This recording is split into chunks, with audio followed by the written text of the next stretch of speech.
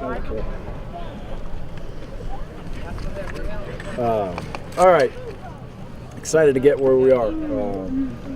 Had a couple of days working on UMass now, which has been great.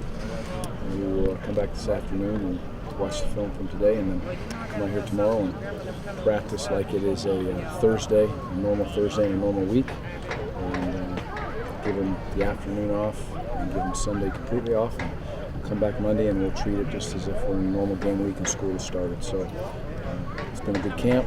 We're past camp now and excited about the opportunity to prepare for games. Yeah, well, mentally, yes. Completely, as far as the film room goes. Walkthroughs, absolutely, yes. A little bit of the glorified walkthroughs, yes. I expect him to be back full speed on Tuesday or Monday. TJ's been obviously looking at a lot of different combinations there. What do you know about the line now that you may not have at the beginning of the camp? Well, I feel like we've got 8 pretty good players. That's a great thing. Dan getting hurt forced us to move the pieces of the puzzle around a little bit. I felt like they reacted in a positive way, which was great to see. It's still critical that we stay healthy there. There is some good combinations, and a couple of young men that showed a lot of toughness with a lot of reps throughout camp. So I feel a lot the same way as did before.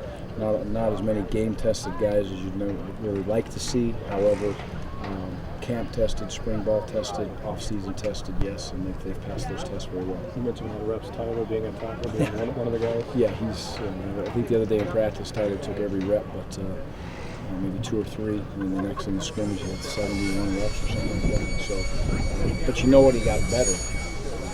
Took advantage of those reps. I was proud of him.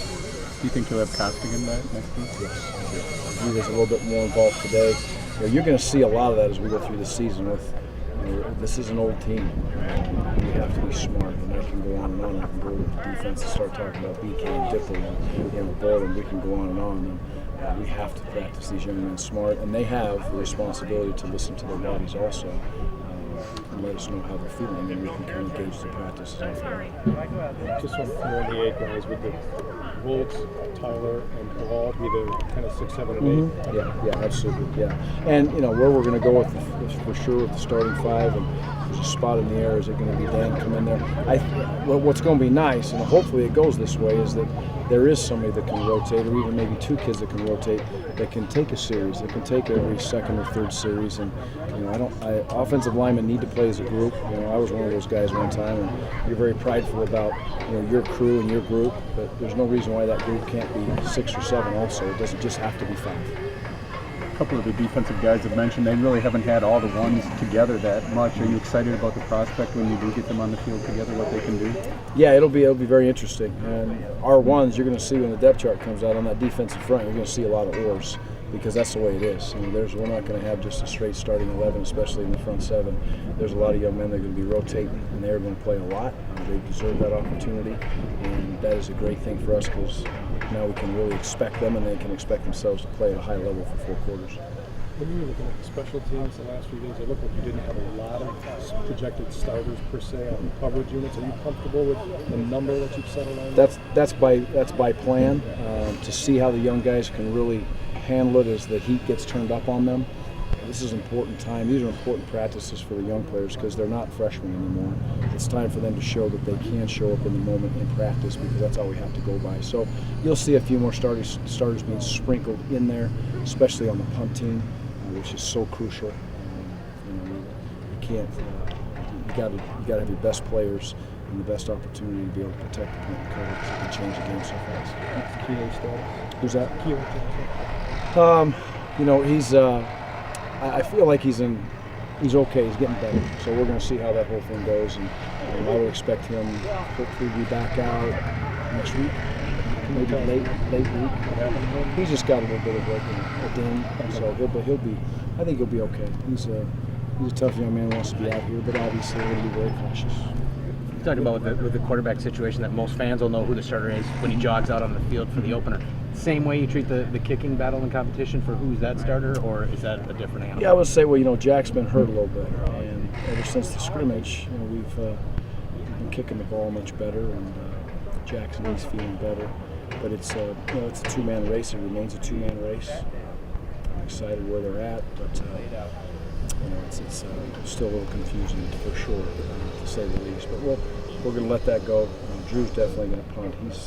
He's been really consistent. Yesterday we broke out the wet balls and snapped them and punted those, and I thought he reacted to that well. That was kind of the final test, in camp, and I'm excited to see what he can do on game day consistently. What have you got out of Brendan Kelly since he's been back here? Well, his work ethic really shows to the young kids, and that's been great because it goes from a really old crop to a really young crop in that outside linebacker room. And it's been great for them to see his work ethic and how much he loves football. First of all, it's a big thing for me and the way he's handled himself there. Very athletic.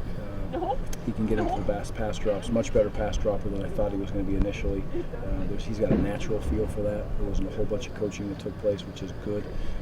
He can play the end of the line of scrimmage and not get overpowered because he's done that his whole career, and he's a good pass rusher. So I think his challenge is to get into games and finish the big play. We're there on the sack, let's make the sack. We're there for TFL, let's make the TFL. We're there for the pick, let's make the pick. And that's what's going to take him from being what has been a solid player to a very good to great player. Is he going to do captains yet? Here's how we'll always do captains. Our whole leadership committee will be a captain during the year.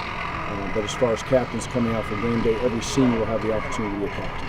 And it doesn't matter if you've been in the program for 1 year, if you've been in the program for 5 years, whether you're a walk-on or a starter. It doesn't matter. Every senior will walk out 4 strong, maybe 5 strong to get all the way through all the seniors this year and have an opportunity to be a captain. But our true captains are the senior class along with the leadership committee, and those guys have been in place since really since we came back. Is that just your general focus when you compare it over here? Yeah. I started the multiple captain deal and the leadership deal about 3 years ago. The captain's coming out and every senior representing as a captain on game day 2 years ago maybe. Seems like a lot of coaches always see that they'd love to have more time to prepare. There's always another question to be answered, but do you feel like it's time for this team to turn the page and begin planning for a game week and get ready? Absolutely. Yeah, I woke up this morning and was, as a coach, when you're kind of saying like, okay, here's another practice, and it's time to go. I'm glad where we're at. We've done enough of this. We need to move on, and today was a good practice. I was proud of them because this is kind of, game 6 or 7 in the year where things can get a little bit repetitive, and that's where I feel we are this late into camp, and they reacted well. Hopefully they react that same way late into the season and towards the middle of the season for that final stretch.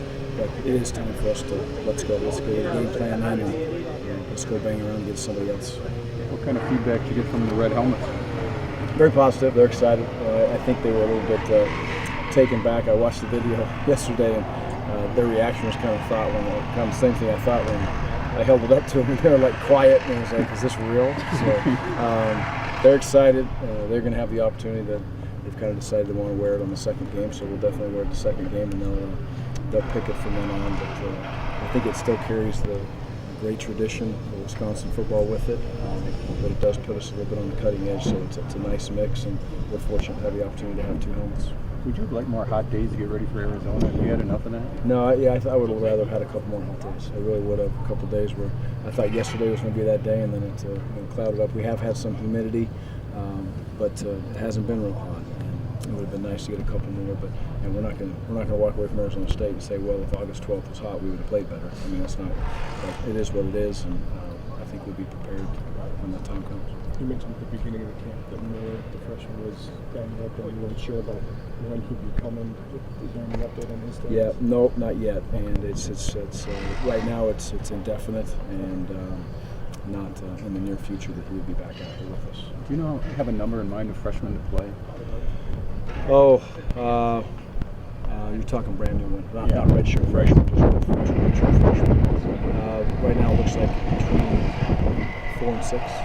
So a lot of that's going to depend on how they handle it. And it's the corners. It's huge. How's Jakari going to handle these next 2 practices is really going to tell the tale. And I want him to go and I want him to be ready to play, but he's got to show he's ready to get it done on game day. And then no different than Robert Wheelwright and so on. Leon's the same way. I thought Leon today at practice was, as much as I praised Leon, there were some moments today in practice where I looked at Leon and that wasn't a freshman practice and to go play a Big Ten schedule. A couple of reps he had today, if he plays like that, he'll end up in about the 12th row in most stadiums we play in. So we need to figure that out, and he'll get better. He'll challenge himself, and we're challenging his coaches to get better. Following your belly flop, any health concerns for the coach moving forward? No, I'm all right. I was a little red on my chest for a minute. So, so you do things spur of the moment sometimes. You would think twice about. Probably still would have done it, but in the air I kind of thought to like dive in, cannonball, but went belly flop. They coaxed me into it. So away we went. All the freshmen were doing it, and I was kind of a freshman too. So I figured I better follow suit. Anything else? Okay. Thank you. Thanks, guys.